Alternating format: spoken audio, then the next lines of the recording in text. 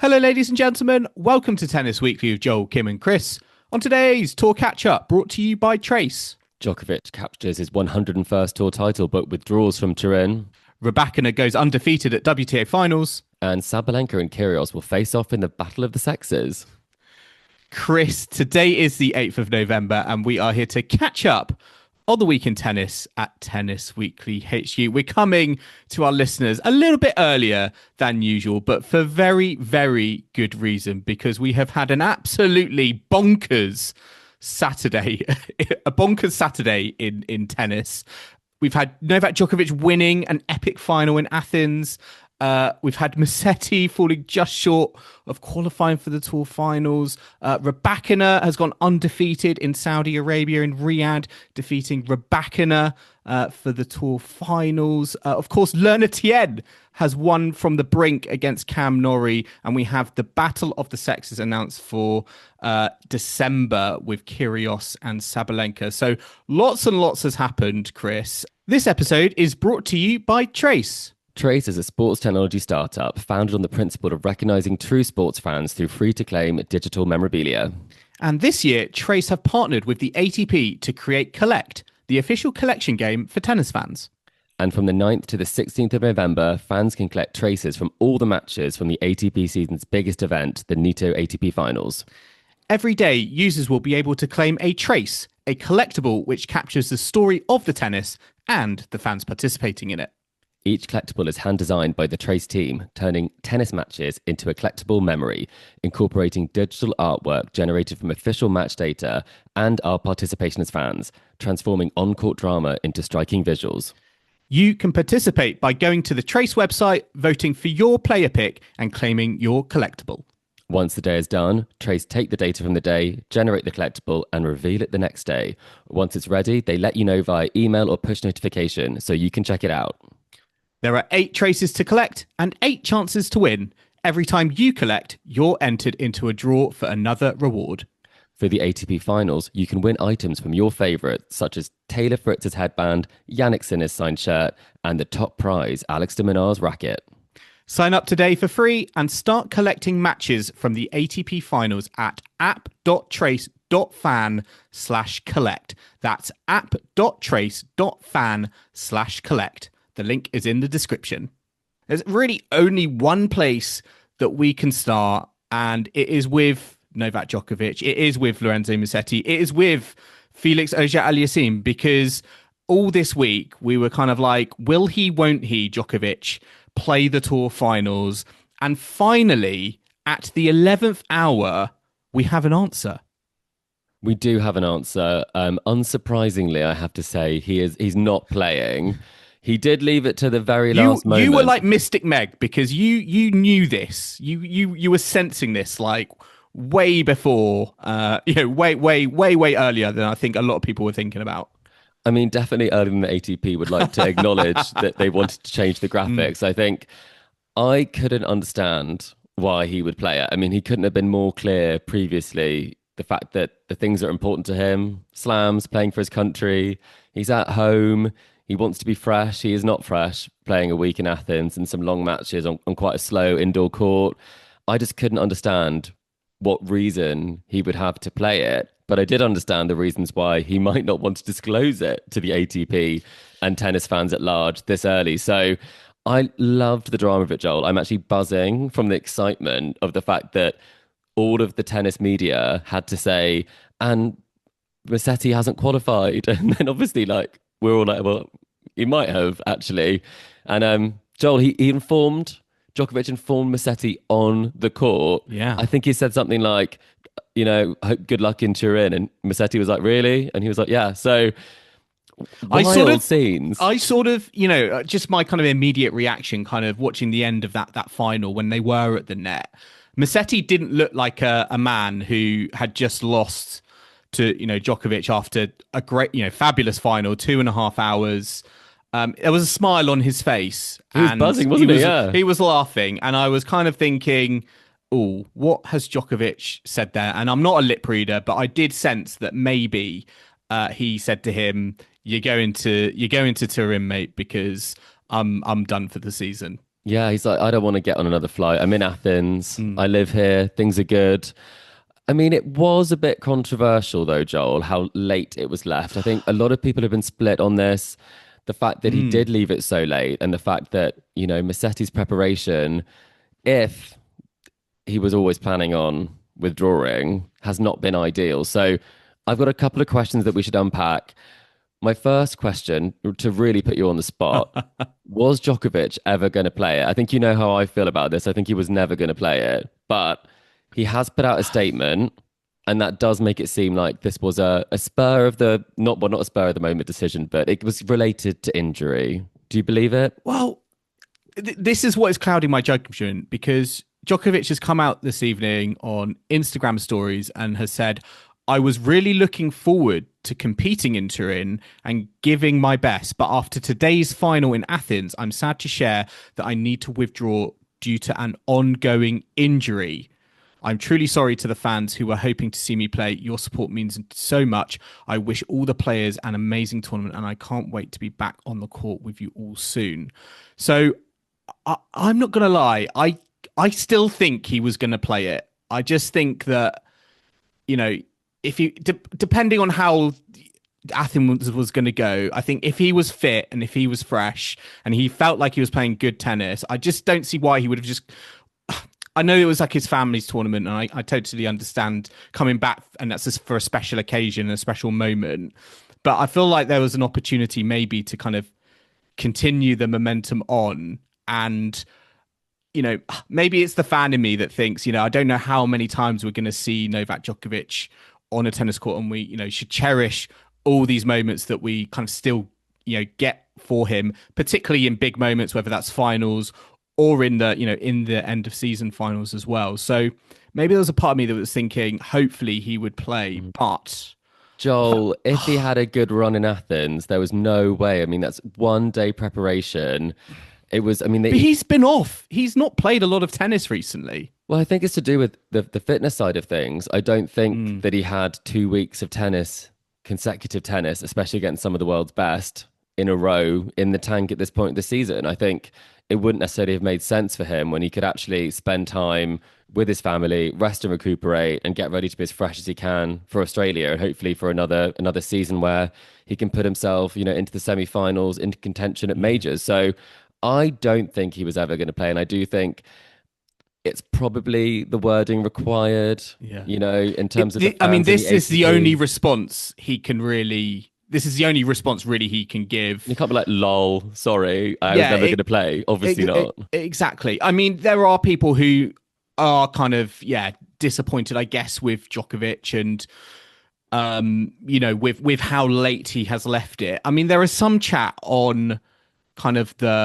it being a statement, as it were, to the ATP, being a bit of a kind of, the schedule is so out of hand. It's so crazy. You're just kind of treating players with less and less less and less respect nowadays. And, in that case, I'm going to just sort of make a bit of a statement of when I'm going to kind of reveal. Do you kind of read anything into that? I mean, I really do. He's said to other players like Alcaraz, you've got to put your money where your mouth is. If you're going to complain about the schedule, you've got to take action. And I actually think this is kind of like a bit of passive resistance where he is able to actually stick it to the ATP, because it was an absolute mockery, the schedule going into this. Yeah. I mean, obviously it's a bit unprecedented in the sense that you rarely have a player who's already qualified choosing to play the week before the ATP finals, but it's perfectly possible. And in this case, it's his family's tournament, so he wanted to play it, but it makes it almost impossible for him to play the ATP finals with any real preparation, because you would be playing, or you could be playing on Sunday whilst playing a final in a different country, on the Saturday. So they had the draw, they had the photographs, they had everything. The ceremony was all done in Turin without two of the players there. And what makes it even more ridiculous is that one of them actually was there, but didn't know he was playing yet. So Felix is in Turin, but not in a single picture. And he has actually qualified by right, not because of a withdrawal. So I think this is like turning the screw on the ATP of saying, you've not listened to the PTPA, you've not listened to anything that's been said, or the players, you've made these long masters, And because of these long masters, you've actually stretched the season to the point where your top players are unable to prepare adequately for your biggest event of the year. So, I mean, I'm clearly quite passionate about this because but I kind of feel like it's the perfect crime Yeah. because there's nothing that's going to stick on Novak Yeah. Djokovic from this because he's allowed to play that week. He's also allowed to pull out for the injury, but he's also made the ATP look really silly. And when you compare the WTA and the ATP, I think this is a rare moment where, I mean, even I was thinking the yeah, exact same thing, isn't it? Yeah. yeah, it's a rare moment where the ATP looks, I mean, ridiculous when it comes to the fact that they're saying, we're ready, are you? And you're like, well, actually, you haven't got any players. You've got like 3/4 of the players are in Turin. I mean, do you feel like this is the nail in the coffin in terms of right, the schedule build up to the tour finals? It needs to end at the Paris Masters. There needs to be a little bit of a break, and then the tour finals begin. We can't have these 250 kind of tournaments, for players who feel like they want to, get some points at the very final second. They can't exist because it just creates too much havoc. Completely agree. And that's why the ATP have actually changed the rule for next year. It does end in Paris. I think there are lots of things at work that make this particularly unprecedented. Novak Djokovic does have free will and is perfectly willing to do what he wants and to play when he wants and to take the consequences. So I don't think this situation would necessarily repeat itself, but there's no reason why people should be scrambling for 250 points when you want to have the best show in Turin. You don't want people withdrawing. You want everyone to be fit.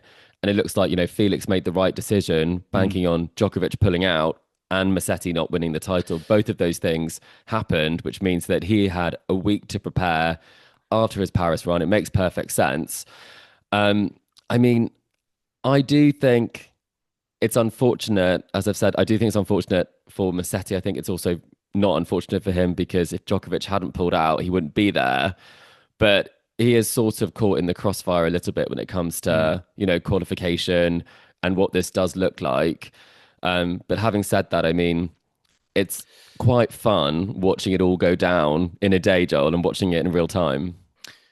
Yeah, I mean, it's kind of interesting. I think from Musetti's point of view, because we'll come on to looking at the groups and previewing the finals proper in the second half. But the fact that Djokovic has withdrawn and Musetti gets his place, of a player who is higher up in the rankings, it's almost kind of like maybe it's actually a little bit of a bittersweet moment because in theory, Musetti may have got a kind of a more favourable draw than say if he kind of came in at the very bottom. Yeah, definitely. I think that's also something that's quite interesting. I was going to say one reason why I also think that maybe Djokovic did stay hush as well, because it really felt like Musetti had no idea this was on the cards, really, by a sort of surprise at the net. But it could have been because it is Djokovic's family tournament. And if Djokovic had said he wasn't playing the ATP finals, Musetti would have pulled out of the tournament. And so you want the first edition of the tournament Athens for such a long period of time to have top talent, and it made for an incredible final. A lot was on the line. All eyes were on Athens and Novak Djokovic and Musetti and who's going to qualify. So it is very smart not to say anything to anybody. So I do think that Musetti was in the dark, but I don't think it's the worst way to lose a final when you actually go to make the ATP finals as a result of losing the final. I mean, just before we go on to look at the matches in Athens, what would you have done personally if you're in Novak Djokovic's shoes? Would you have left it to the very last moment, or would you have done I don't know, in some people's regards, the more honest thing and pull out with much more time to spare, so everyone can get their things organised, ATP players playing, etc., etc. To be honest, I love what he's done. I think it's so iconic. I think he's really made his point. But would you have done it? I mean, if I was the greatest of all time in Novak Djokovic's situation... Do you feel like he's afforded the kind of the ability to do this just because he's Novak Djokovic? I think so. I also think he's making a point. And I think he's making multiple points here that are valuable points. And I think it's a very interesting situation where players are not having to stick to these rules that they're all complaining about and the injuries and and the schedule. And I think it's players taking back the power. And I think it's actually not a selfish act. I think it's actually something that highlights the need for change. And the fact that it ends in Paris next year is positive. On a personal side of things, I mean, I'm not sure. I mean, hopefully I'd have already qualified for the ATP finals, Joel, so I wouldn't need to, Yep. be in Metz or Athens trying to pick up a few points. What about you? You want to do the honest thing, but I would probably have done that. I would have done that. I think Kim I would have done the would have been honest, honest wouldn't thing. she? Kim would have been. Yeah, I think so. The Rafa way would have been to kind of, I guess pull out before the draw, is made, because I think once things happen and then they get changed, don't want to put anyone out, but exactly. But as I said, I feel like the silver lining for Musetti is that he's taken Djokovic's kind of spot, higher up in the rankings in terms of those kind of group allocations, as opposed to kind of going in kind of right at the bottom. So it's quite a tough group though when we get there. So yeah, it is. There quite are no tough easy group. matches at the ATP finals. But having said that, I mean, there was no easy match either in the final of Athens, Joel.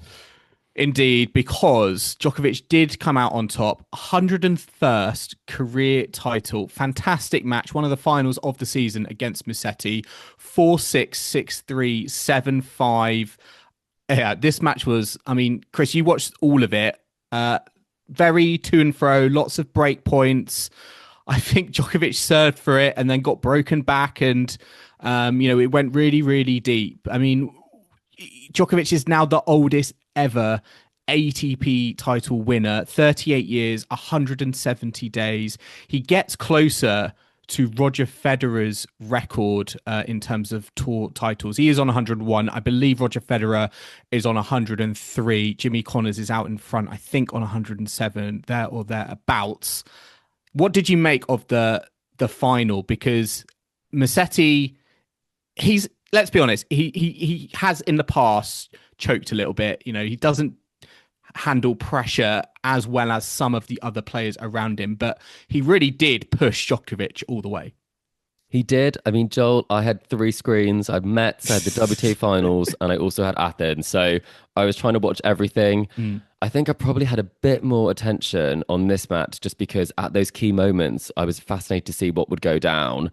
And there was some great sort of back and forth in this match. I do think that Djokovic probably didn't necessarily expect Musetti to play so well at the start. I think Musetti, we've seen all week, he's a pretty fast, starter.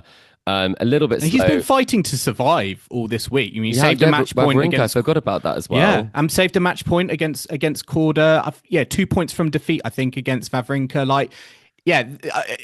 And lots of some big 3-set matches along the way as well. I did not think he had the energy to kind of raise his level to what he showed against Djokovic. Well, he did actually say that Djokovic was doing very well for someone of his age, sort of thing, and they all laughed about it. And I think it's a case where, the youth is on his side. But he did start very quickly in that semi-final against Korda, started very quickly against Djokovic.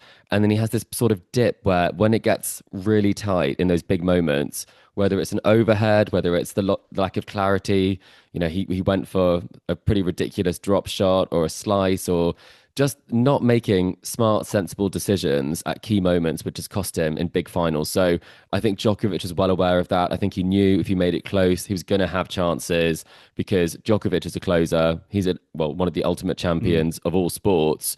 I think he knew if he just hung in there, especially in that final set, he was gonna get the win. Especially, I mean, if it went to a final set tiebreak, I mean, I think I'd probably bet my house on, not my house, the flat that I rent, on Djokovic coming through. I mean, from your perspective, were you left wanting more from Djokovic? That's why you want him to be at the ATP finals? Or do you also think that actually this is good preparation for Musetti this week? I think it is good preparation for Musetti. I just wonder how much energy he has left to give, and I think that will be maybe where some of the grievances will be, in terms of just the amount of toil he has had to go through this week to just get to the final, and then put all this effort on show in the final to lose, and then to kind of go again. I just kind of maybe worry a little bit for Musetti from that perspective. But from Djokovic's point of view, I mean, I still would have liked to have seen him play the tour finals. But again, maybe that's the fan in me talking. It's interesting from the best of three format, right, Joel? I think we talked about that last week. I mean, this the should tour be his finals, chance, right? Yes, the tour finals for me, this is still an untouched format. The Masters have gone 2 weeks, and I don't think that favours Djokovic. The Grand Slams are best of 5. I don't think that favours Djokovic. The fact that, of course, Sinner and Alcaraz are there. The only way I think he's going to add a big title, another big title to his name, is taking his chances in some of the formats that do play to his advantages. And I do think the Tour Finals, regardless of not playing for them, is a format that plays to him. It's round robin, it's best of 3. He would have come into it in good form. So again, I just think I sort of understand it, and it's good, I think, to end the season on a high with the title. But I do think it's a little bit of a missed opportunity. I mean, look at Rybakina. She had a great, strong end to the season and carried that all the way through to the Tour Finals. She did. And Joel, maybe one event he definitely has the longevity for would be the Australian Open's $1 million 1-point slam. That's coming up. Maybe that's the perfect format for Novak Djokovic now. Very true. Very true. But I mean, it was a great result. I think it's also quite nice for the perspective of, that he did hit 100 in Geneva. I think it's also quite nice that he's shown that he can do it again, and that he's very much a presence on the tour. Semi-finals at every slam, 2 titles. And he qualified. I think he was the 3rd player to qualify. So yeah, I mean, it's unbelievable how little he's played, but how far above he is. The rest of the pack. I know. In that weird bit in between Sinner and Alcaraz and the rest, he is a cut above the rest still. Particularly at Grand Slams, I wasn't expecting him to be so consistent at all the Grand Slams this season. And, of course, that's where he's made his ranking points. But certainly those titles in Geneva and Athens have helped. I mean, as I mentioned, he's on 101 in terms of number of tour titles, which is just kind of crazy to just say. But Roger Federer is on 103. Do you think Djokovic can overtake Roger Federer next season? I think he can and he will. What I like about his schedule at the moment is that he's trying to get matches, but not necessarily against the top players, because that might be a bit tricky. So he is enjoying a 250 here and there. So if you find the right price, Djokovic is he stat padding? Is it because that Geneva?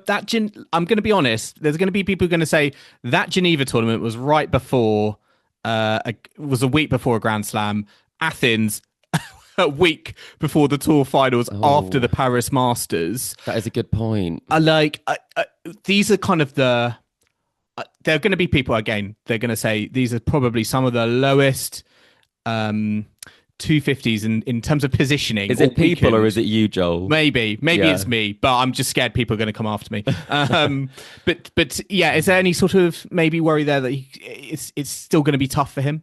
Well, I mean, if you look at the breakdown of the events that he's won, he has won the most of the big events of anybody. So I think you're allowed to pad the stats a bit, especially at this sort of stage of the career. I also think there's, the title that he won at home in Athens is also quite sentimental to him, because he does live there now. And it is, his brother is the tournament director. It's their license. So I think it's more like family, padding as opposed to anything else, Okay. Yeah. So going to put you on the spot. Do you think Djokovic can overtake Federer, and will he do it next season? I think he will. And he'll definitely go level next year is what I'm going to say. And he will eventually go past him. Ooh, okay. Right. We'll see. But yeah, there was one other tournament we're just going to quickly brush up on. Metz, the Moselle Open. Joel, it seems like so long since you were there. there. So long ago. I was there for 10-day qualifying. Masters? Yeah, I mean, it feels like that to me, actually, because, yeah, I've been living and breathing this tournament over the last week, because Cam Norrie, Britain's own Cam Norrie, doing very, very well, getting to the final, few good wins along the way against Lorenzo Sonigo, good victory against Cazot as well in the round of 16, but came up just short against one of the star performers on the tour this season, Lerner Tien, who won 6-3, 3-6, 7-6, really coming back from the brink in that third set tiebreak. He was 5-1 down, but yes, Tien has won.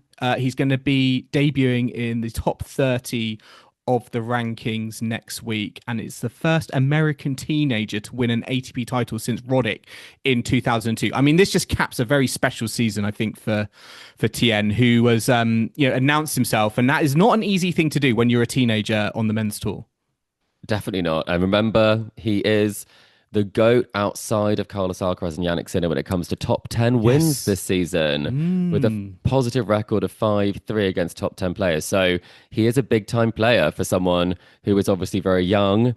I also think it's exciting for American tennis because I'm not sure that many of the players right now are necessarily going to win a slam. And I think having someone so young, so full of energy and so like positive in what they're able to do against some really top players is really exciting. So do you think there's more excitement around Tien than, let's say, like Ben Shelton and Taylor Fritz at the moment? I think Taylor Fritz is tricky because he hasn't had necessarily the best slam season of his career. I think there is a question mark as to if he is a slam winner or a slam winner potential for sure. I think with Shelton, there is still definitely the possibility of that. He won his first 1,000 title this year. I think he's still on an upward trajectory, and he is obviously still very young. So I think there's a lot of excitement about Ben, but I do think we're always looking for the next person who's coming up, the next talent. And I think that for the US, having someone like Lerner, I think is great. Yes, indeed. Well, we'll see how Lerner gets on. I think it's always difficult to back up these types of seasons because I think you can kind of fly under the radar. You're a little bit more of an unknown quantity, but I feel like all his matches with Medvedev kind of put him on the map this season, I think, with the general tennis fans. So we'll have to see how he gets on next season. And moving on, let's catch up now on all the events that happened in the WTA Tour out in Riyadh, because we do have a champion at the Tour finals, an undefeated champion, no less, Elena Rybakina, who defeated Aryna Sabalenka, the world #1, 6-3, 7-6, dishing out a bagel tiebreak in that second set to clinch a lot of prize money, over $5 million. I believe, Chris, it is the largest paycheck in women's sports, I think is the way it is being phrased. So a lot of money, a lot of money, and a very good performance from Rybakina. I mean, it's just been a very good performance from Rybakina over the last few weeks. To go undefeated here, defeating Swiatek and Sabalenka, no mean feat. And she is going to be a force to be reckoned with. And I want to say a force to be reckoned with again next season, because it hasn't been all plain sailing until the very last part of the season. No, she left it pretty late to have this sort of final part of the season surge where she actually dropped out of the top 10. It looked quite likely she wouldn't make it to the WTA finals. She qualified in the last person to qualify, but didn't qualify in last place. And I mean, she just absolutely, played a blinder here. I think she looked stronger. She was moving well. I mean, she was overpowering Sabalenka. I looked at the speeds of the forehand and backhand, and she had about 10 miles per hour on both on Sabalenka. So she was absolutely pummeling the ball. And Sabalenka couldn't really cope with the pace, which is something you're not used to hearing, because that's basically playing Sabalenka at her own game. And what's so nice about this is that there was a time when we talked about the big three of women's tennis, but like Rybakina, Sabalenka, Swiatek, and then Goff obviously in the mix. A little bit later than that. And I just did not think after Wimbledon it would be so long before she won another big title. I thought she might clinch the Australian Open, that really good final against Sabalenka. But she has gone a bit AWOL when it comes to the big tournaments and big matches. So hopefully this signals that she is back, she is healthy, because she's so fun to watch when she's playing this well. Yeah. I mean, it was unbelievable, some of the shots she was hitting.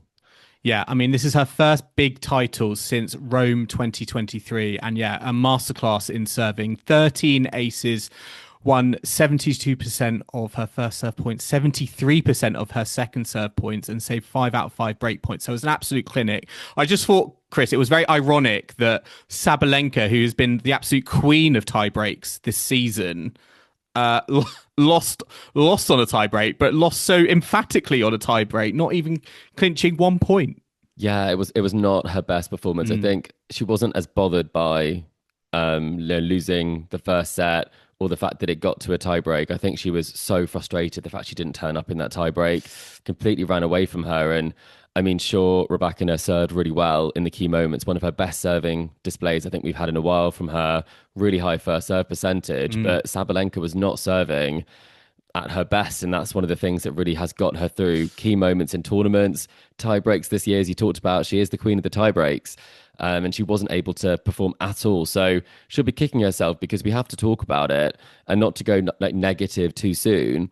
But Sabalenka made the final of every big event except Wimbledon. She made the semi-final, but she only walked away with one big title. I Yeah. mean, yes, she kept the world number one for the whole year, but if you're thinking about a season and you're thinking about this result, is this a kind of a bad result for her and what could have been a nice way to finish the year whilst also still feeling like, the WTA is not wide open?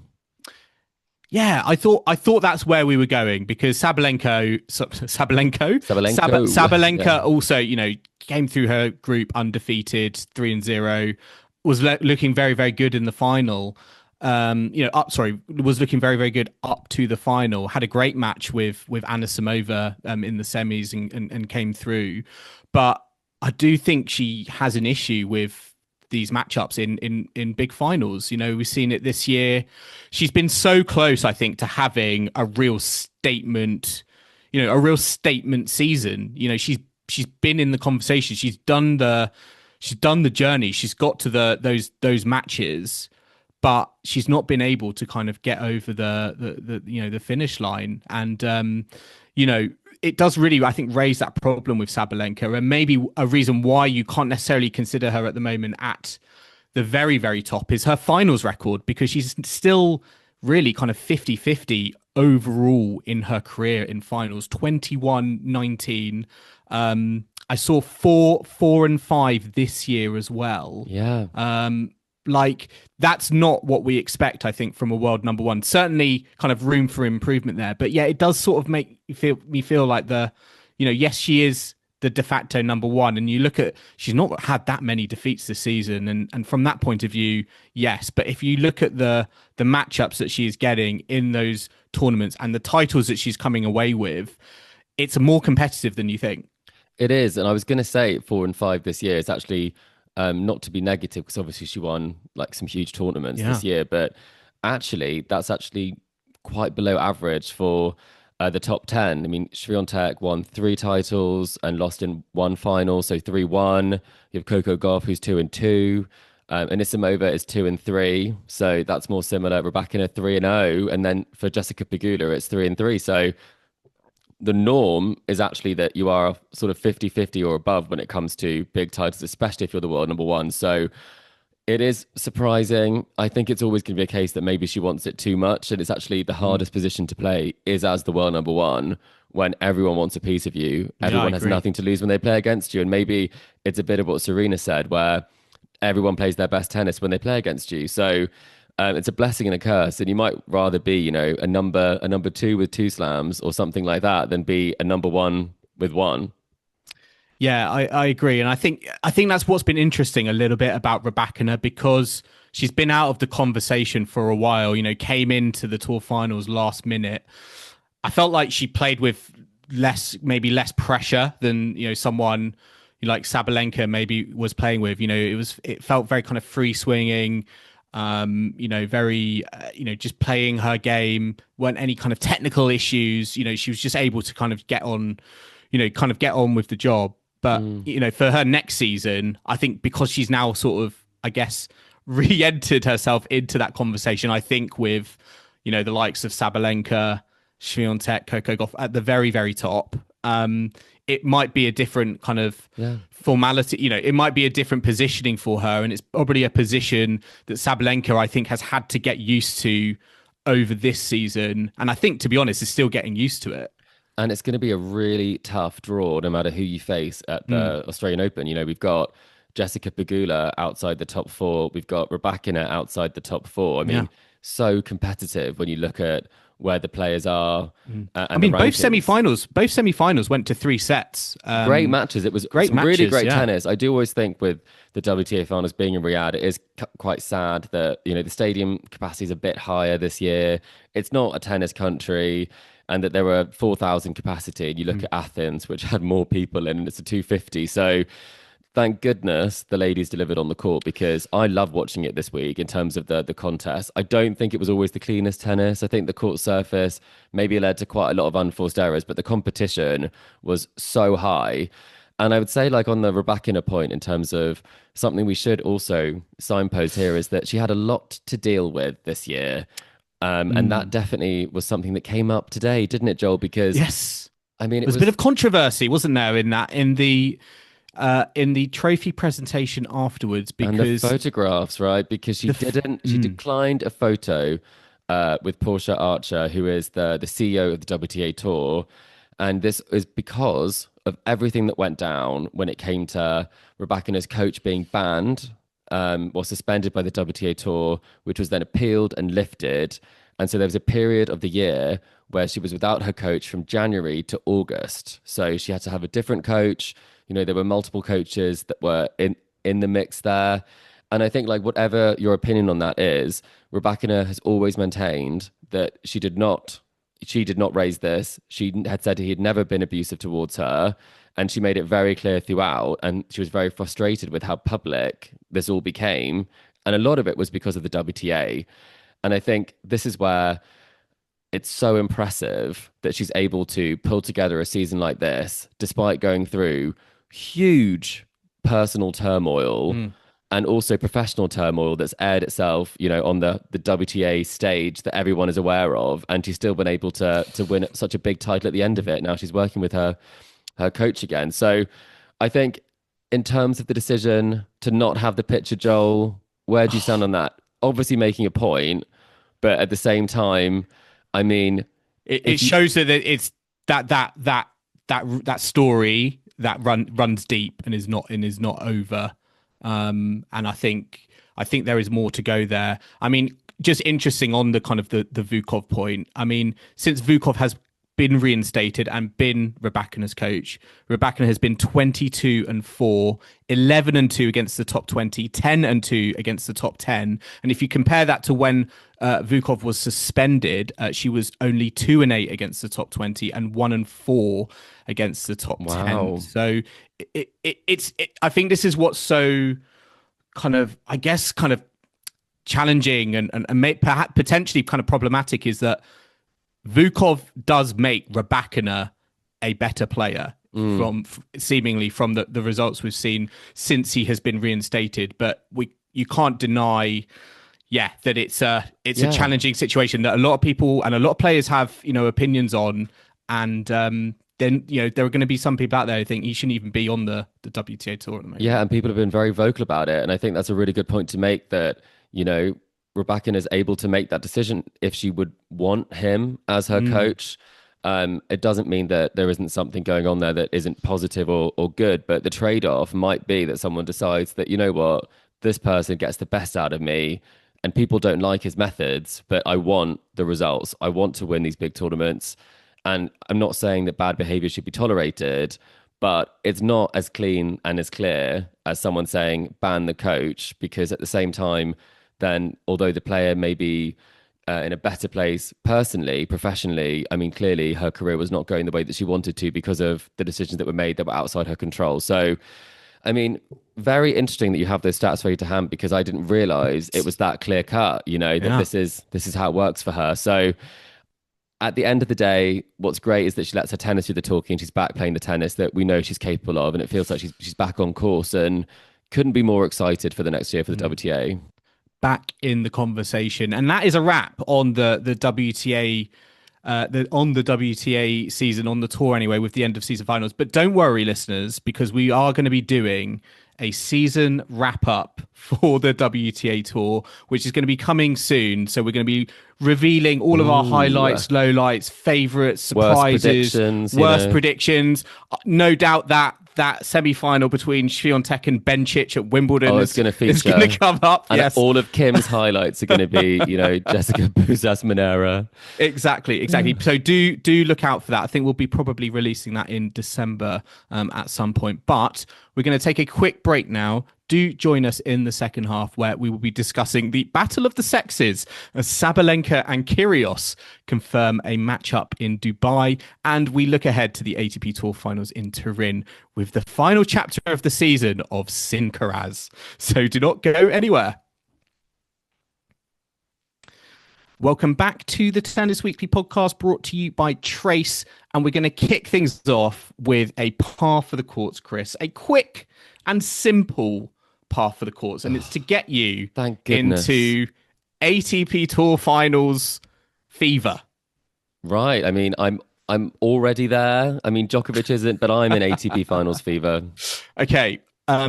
Specifically, I'm going to actually go back to...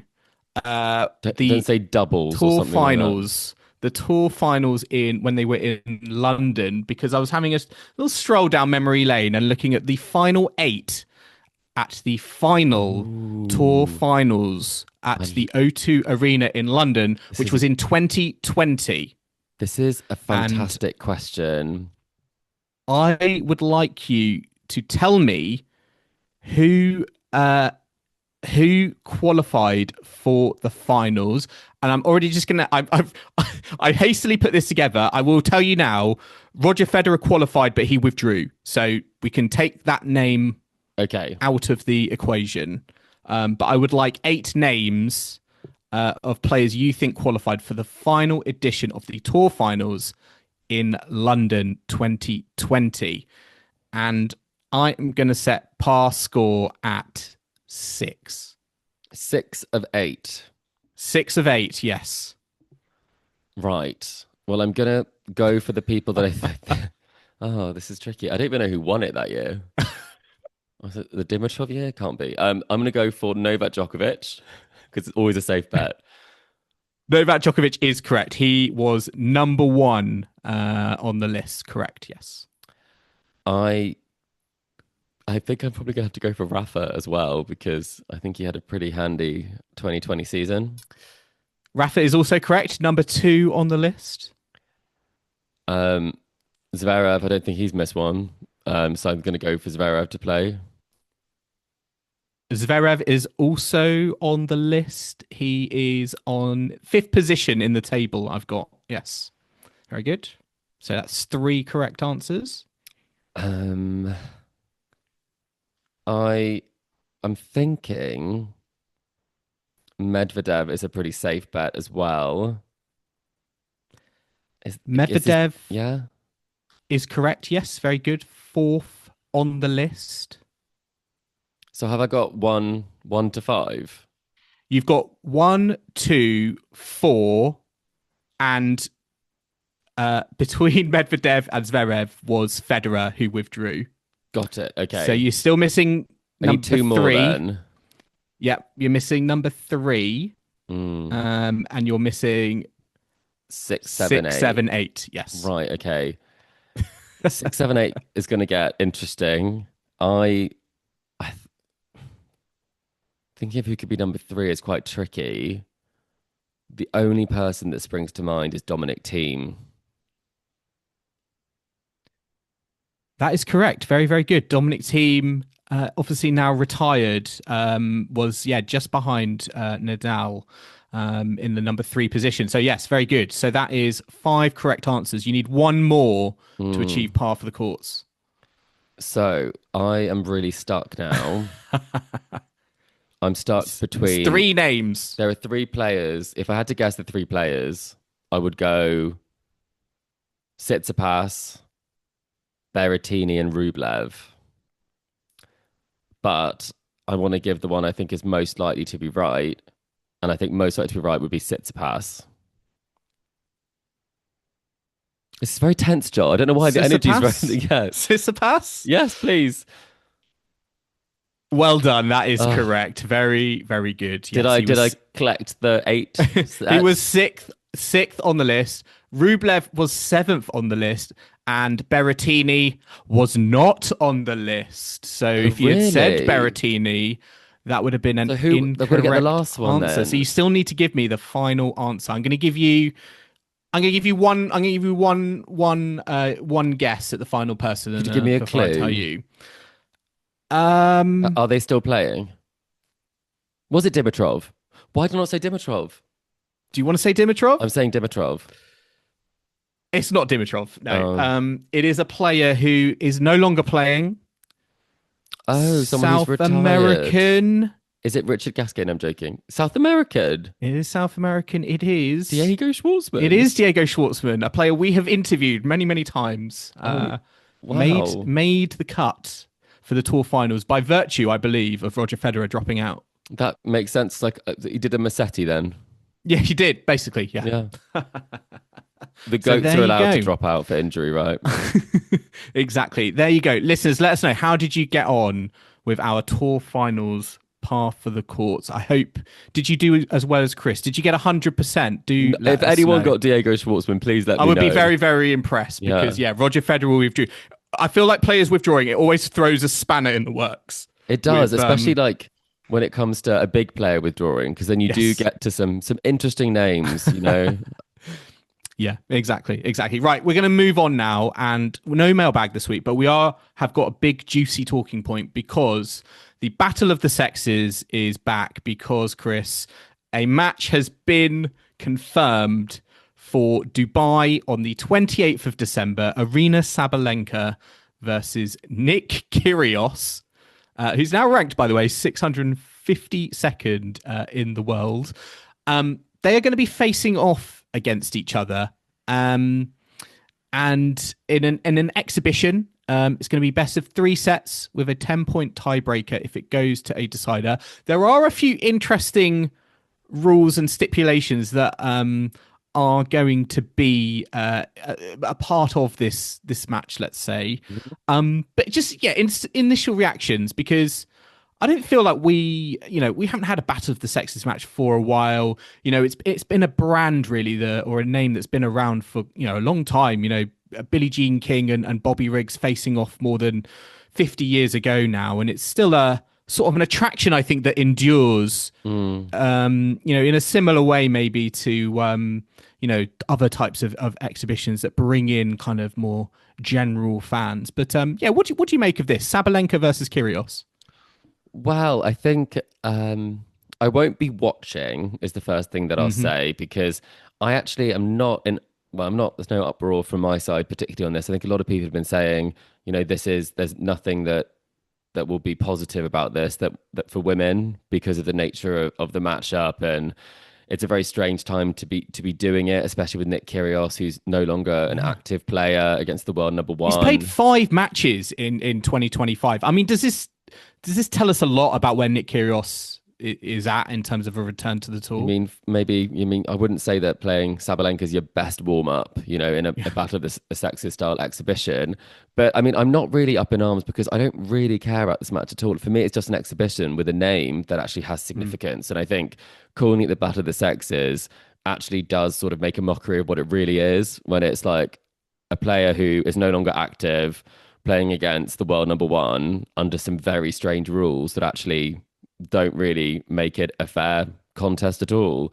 I don't think pitching, women against men in this format necessarily is a great thing to do. I think it could be fun as an exhibition, but I think billing it as the Battle of the Sexes is the only negative thing here. And if you swap the title to, the Tiger versus, I don't know, the Aussie or whatever it might be, and just made it a fun thing, I think it would actually take, the edge out of it and wouldn't mean that it would have such a negative backlash, because it's not anything more than just 2 players getting a paycheck. Yeah. There's nothing to do with women's sports or equality. Sabalenka's getting a paycheck, Kyrgios getting a paycheck, and the title is what's going to catch people's attention.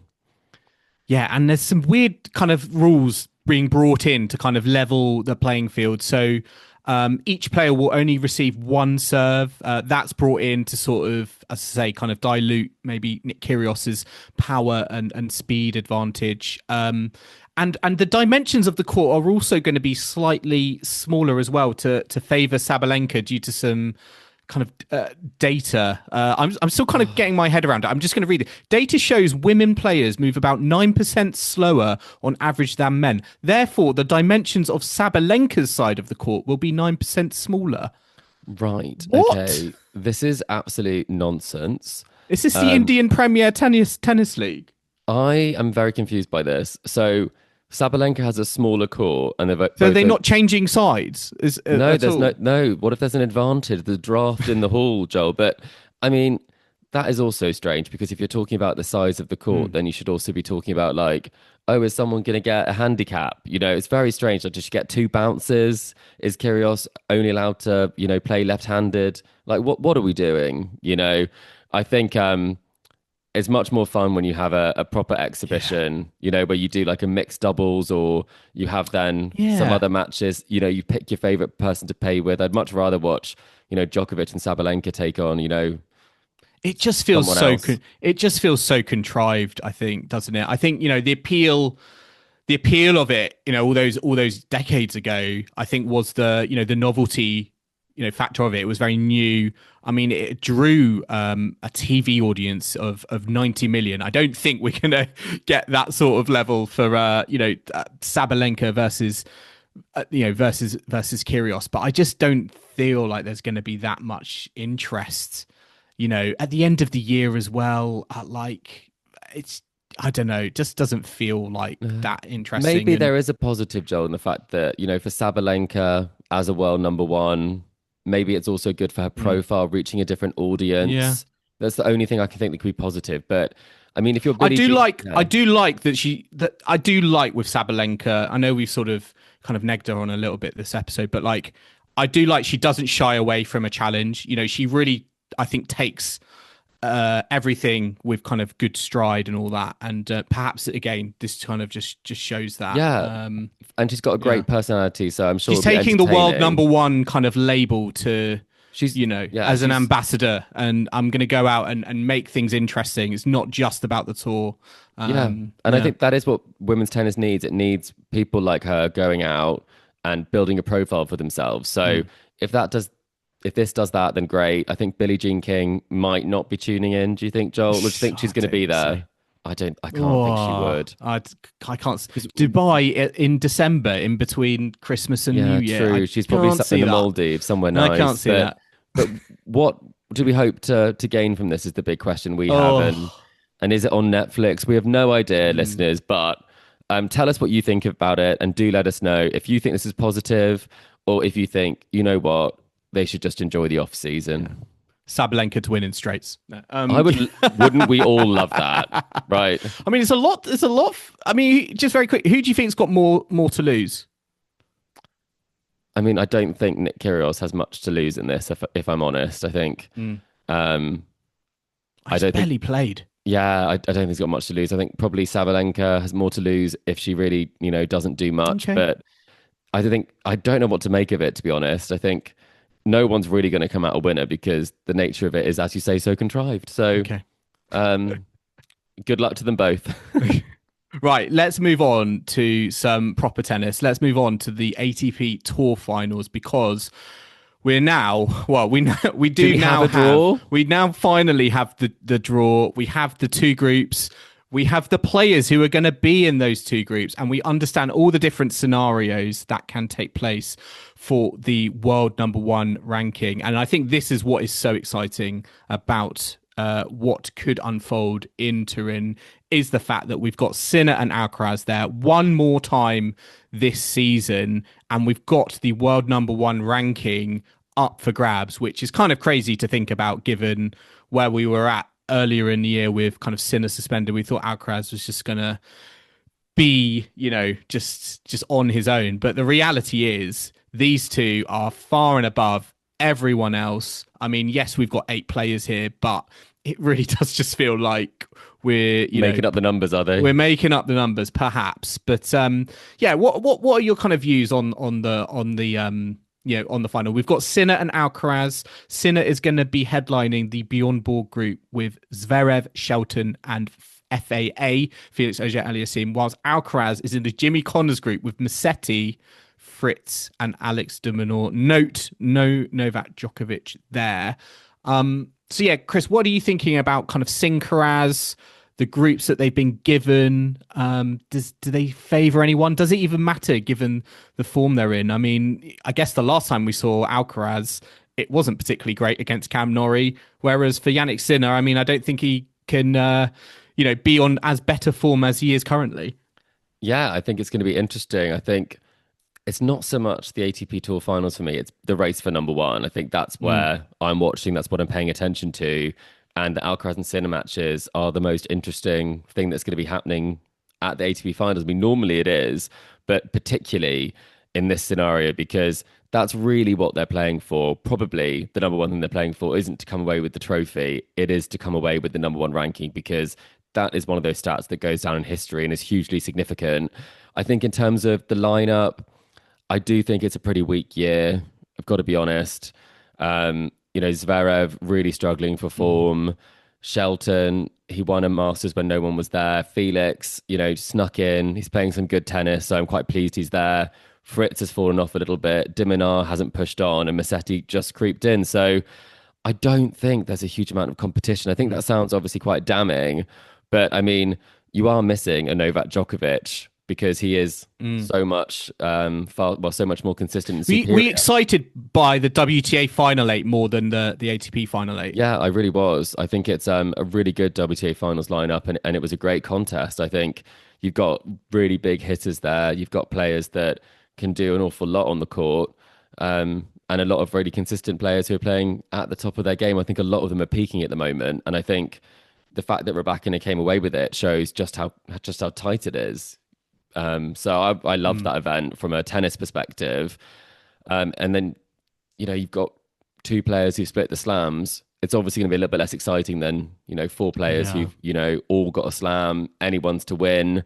So I think the name of the game is, can Jannik Sinner go undefeated? And then it will be, well, actually, no, Jannik Sinner will go undefeated, but can Carlos Alcaraz get the 3 wins he needs, Joel? Is that right? Can you take us through the scenarios? Here are the scenarios. So Get your pen and paper down, listeners. So to determine the year-end number one, Sinner must defend the title to stand any chance of overtaking Alcaraz, because Sinner was the champion from last year. Sinner also needs Alcaraz to lose a group match and not reach the final.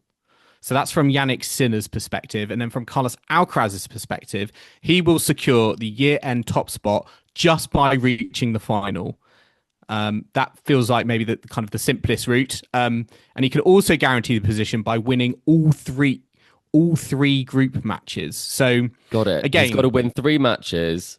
Doesn't have to be all in the same order, is what I'm hearing, because you get different ranking points per match that you play. Right. I mean, is there slightly more jeopardy given what went down in Paris? Yeah, definitely. I think it makes it more interesting, because if you saw this scenario, you'd think ordinarily he's probably going to win 3 matches. You'd expect him to make the semis or the final. So often Alcaraz and Sinner have played in the final this year, but it does mean he's not in great form and Sinner is in great form. So it is on a knife edge, if you had to describe it. I think he's got the better group, though. Alcaraz, I do think. I think comfortably, to be honest. Yeah, I do think so. I think, when you look at some of the players who are in Sinner's group, I think Shelton has not really proven himself against Jannik Sinner, particularly. Zverev had that good contest in Vienna, but was absolutely, annihilated after that. And then I think probably Felix is the player that, if you are not a Jannik Sinner fan, has the best chance, I think, of taking him out. Because I do think that second set in Paris was particularly exciting. And I think if you're a Sinner fan not wanting Alcaraz to get 3 wins, I mean, who do you think in that group stage is most likely to? Is it Taylor Fritz based on beating him at the Laver Cup? But I don't think it's Diminar or Musetti, to be honest. No, I just can't see it. Maybe a peaking Taylor Fritz, but I mean, Taylor Fritz, I don't think's been in great form recently. So I think for me, the worry is, or the potential for cat amongst the pigeons is in the Sinner group, because as you said, FAA played really well against Sinner in Paris. I know Zverev lost to Sinner very comfortably on that run in Paris, but also had a great matchup against him in Vienna. So I guess for all the fans and maybe the organisers, the worry is someone could defeat Sinner in the group and we're going to get Sinner Alcaraz in a semi-final and not final. But I hadn't even thought about that. That's actually, I think that's a possibility. I think that could be a possibility just because of this is you've really thought this through. So that would mean that we would still get, dependent on if because that would mean Alcaraz wouldn't get the year-end number one, because he would have finished second in his group, so he wouldn't have got three wins. And then if Sinner beats him, that would be ending it. If Sinner then wins the final, it's so complicated, listeners. But we have got some predictions, and we will be making predictions as to who is going. And we've got Kim's predictions as well, don't we? She's actually texting us from. She's on holiday.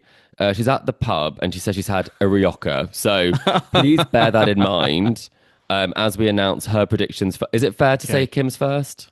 Should we do? I'm going to let you do the honors of revealing Kim's predictions, but we have given our predictions for who we think the year end world #1 is and who we think the champion is going to be in Turin. So I'm gonna hand it over to you, Chris, first to reveal Kim's predictions. Okay, these are coming in live from a pub in Staffordshire, fueled on the Rybakia. Okay, I can tell that because she says Zverev is winning, so maybe it's more than one Rybakia. Okay, Sinner is the runner-up, and she believes that Alcaraz will be the year-end #1. So at least she's done a scenario that could happen, because if Sinner's the runner-up, he's not getting year-end #1. But if she said Sinner is winning and not getting #1, then there'd be some question marks about, we'd have to follow up. But I'm not necessarily thinking, Joel, you're going to go for the same result. I think Sinner is going to be the champion. I know that's the most boring answer, but I think I just can't see. Well, given what went down in Paris, maybe only Felix and maybe it's very. But I'm going to stick with Sinner as my champion, and I mean, based on the groups, I can see Carlos being the world #1.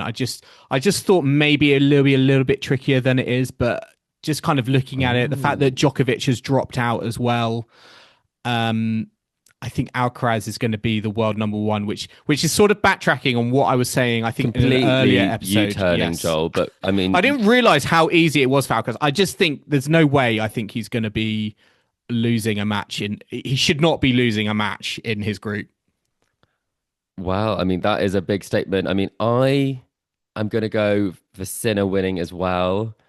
I think he will. I mean, it's tough to say whether he'll face Alcaraz in the final or not, but I do love it when two people from the same group end up in the final. I think it's quite fun. So maybe I'll go for Felix because he is great indoors. Sinner Felix final, they'll play each other twice, and maybe they'll get different results in both. But no, I do think actually Sinner's probably going to win all of his matches, but I do think, as you say, Alcaraz is going to get 3. Not sure how he's going to get the 3, but I do think that's going to happen. So are we all in agreement? For the first time in Tennis Weekly history, we all are in agreement with something, that Carlos Alcaraz will be the year-end #1, but that Jannik Sinner might win the ATP Finals. Well, Kim thinks Zverev is winning. Oh, Zverev, but we're not sure how many. We don't know. We don't know if we can take that. The credibility test there, I think, still needs to be. It still needs to be passed. We'll check in with her in the morning. So we'll check in. Yeah. Yes, we will check in with her, and we will let you listeners know in our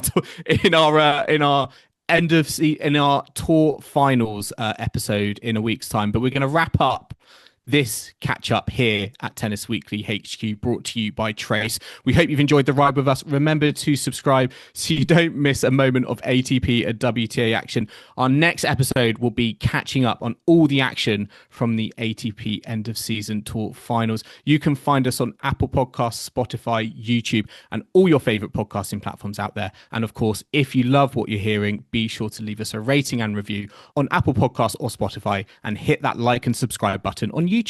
And you can stay connected with us on social media. We're on Facebook, Instagram, TikTok, X, and Threads. And do support our partner Trace. Collect throughout the ATP Finals. There are 8 to collect and 8 chances to win. And Joel, who wouldn't want to get that famous Taylor Fritz headband so you can wear it backwards when you play tennis next?